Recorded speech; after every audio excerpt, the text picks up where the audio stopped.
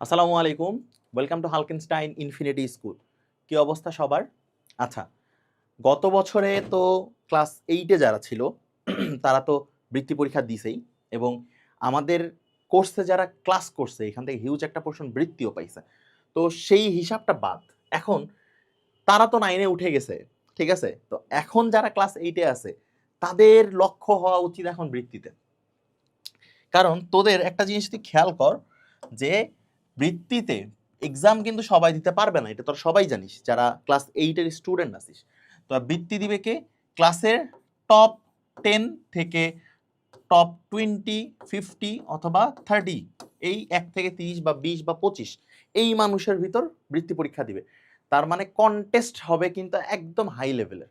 তাহলে এইখানে তোর কন্টেস্টটা হবে হচ্ছে অনেক হাই। ঠিক আছে? তো বৃত্তি পাইতে গেলে তুই তো জানিস যে বৃত্তিতে পরীক্ষা কি কি হয়। একটা হইতেছে বাংলা হবে, একটা হবে ইংরেজি, একটা হবে বিজিএস, একটা হবে ম্যাথ, আর একটা হবে হচ্ছে সায়েন্স।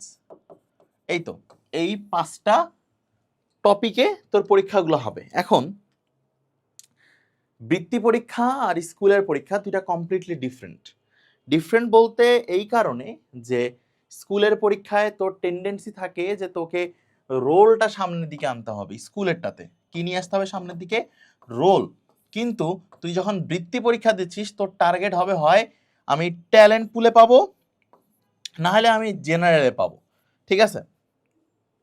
এখন এই বৃত্তি পাইতে গেলে তোর টার্গেট যদি হয় বৃত্তি পাওয়া, তুই এখন কি করবি?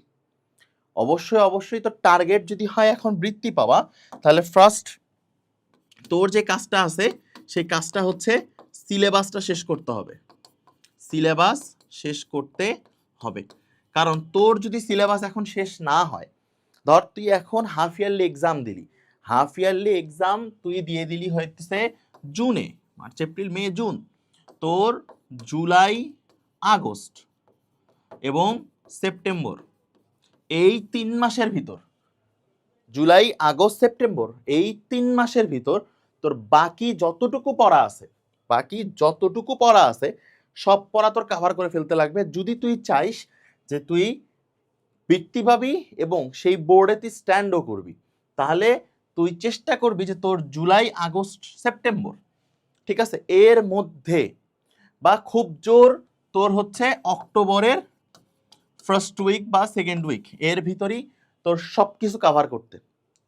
এখন তুই যখন এটা সব কিছু কাভার করে ফেলবি, তাহলে কাভার করে ফেললে তাহলে তোর উপকারটা কি? কাভার করে ফেললে সুবিধা হচ্ছে যে রিভিশনটা দিতে পারবি।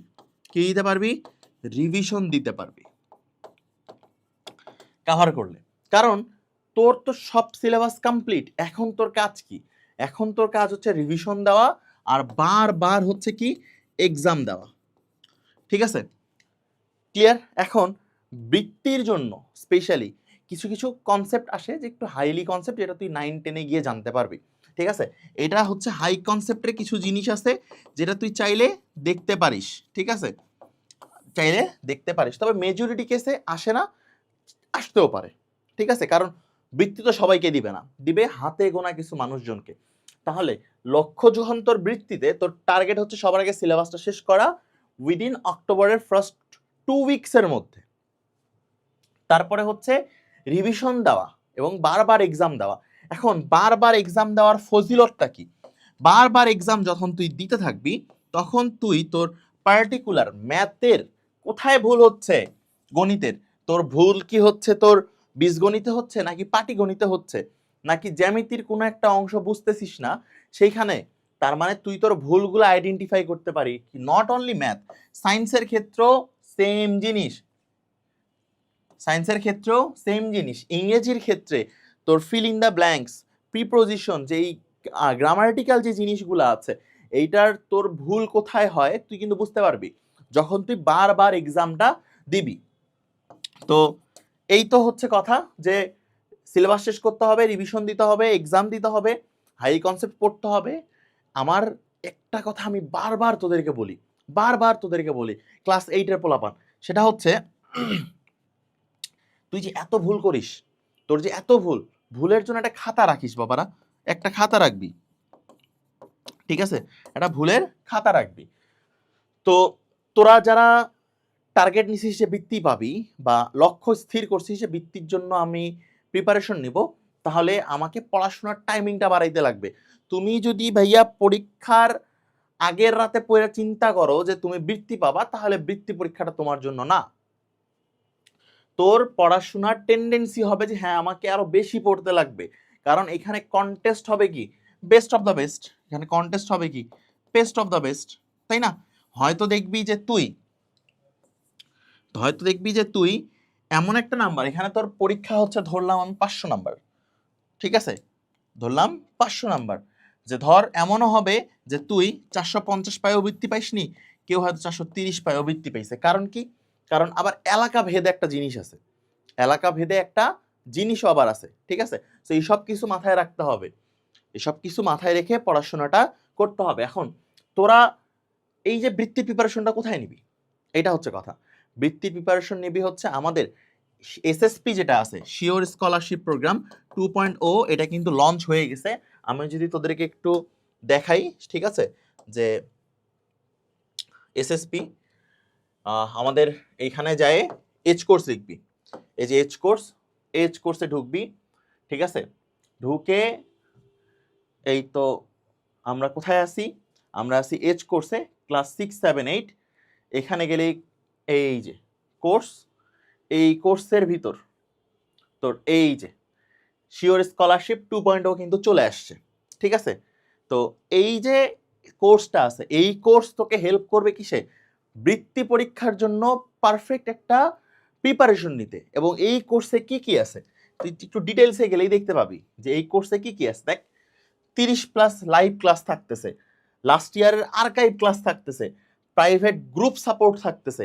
তো একটা জিনিস চিন্তা কর, আমাদের গত বছর যারা স্টুডেন্ট ছিল, সেই স্টুডেন্ট ক্লাস 8-এর কমিউনিটিটা কত বড় ছিল, আমাদের স্টুডেন্ট ঠিক কতজন ছিল বা কমিউনিটি কত বড় ছিল একটু খোঁজ নিস। আর ক্লাস তো আছে, কোশ্চিন ব্যাংক আছে গত বছরের, আবার এক্সাম আছে 200+, আবার মেন্টরশিপও আছে। তাহলে তোর বৃত্তি পাওয়া অবধি যা যা করণীয় সব কিছু থাকতেছে হচ্ছে আমাদের এই একটা কোর্সে, সেটা হচ্ছে কি এসএসপি 2.0, ঠিক আছে। তো এখন যেহেতু হচ্ছে তোর কি ওয়ার্ল্ড কাপ চলতেছে, এই ওয়ার্ল্ড কাপে তুই যদি তোর প্রিয় খেলোয়াড়ের কোনো একটা নাম ইউজ করে, নেইমার, রোনালদো, মেসি, শেষে 30 দিস, তুই কিন্তু পেয়ে যাবি 30% ডিসকাউন্ট। তাই এত কিছু অফার করা হয়েছে শুধু এসএসপি 2.0। তো কেন? যেন তোরা ভালো যারা আসিস, যারা তোরা বৃত্তি দিবি, তোরা যেন সেই বৃত্তিটা গ্র্যাব করতে পারিস, যেন বলতে পারিস যে হ্যাঁ প্রথম বৃত্তি পরীক্ষায় আমি বৃত্তিটা পাইছি। যেমন ক্লাস 8-এ আমি যখন জেএসসি পরীক্ষা দেই, আমি কিন্তু বৃত্তি পাইছি। সো আমার কিন্তু ওই ফিলটা সেই সময় কাজ করছে যে হ্যাঁ আমি পরীক্ষা দিছি, রেজাল্ট ভালো করছি, বৃত্তি পাইছি, আহা কি আনন্দ। তো এই বৃত্তি পাওয়া জিনিসটা কিন্তু একটা ফ্লেক্সেরও বিষয় হয়ে যায় যে হ্যাঁ ভার্সিটিতে উঠবি, বলবি যে হ্যাঁ আমার তো সবগুলাতেই বৃত্তি ছিল, ঠিক আছে, তার মানে কি এটা একটা ফ্লেক্সেরও জিনিস। তো ওইটা পরে, কিন্তু অবশ্যই এই যে কথাগুলো বললাম যে সিলেবাসটা শেষ করতে হবে, রিভিশনটা প্রপারলি দিতে হবে, এক্সাম দিতে হবে। আর এক্সাম তুই কই দিবি, এই যে এসএসপি 2.0 যে কোর্সটা আছে, এই কোর্সের সাথেই তোর 200+ এক্সাম আছে। তুই বোঝ 200+ এক্সাম, তুই যদি প্রতিটা প্রপারলি অ্যাপিয়ার করিস, তুই যদি লাইভ ক্লাসগুলো করিস, তোর কি আর কোনো কিছু নিয়ে প্যারা খাওয়া লাগবে? কোনো কিছু নিয়ে প্যারা খাওয়া লাগবে না, ঠিক আছে। তাহলে দেখা হচ্ছে পরের ভিডিওতে। আল্লাহ হাফিজ।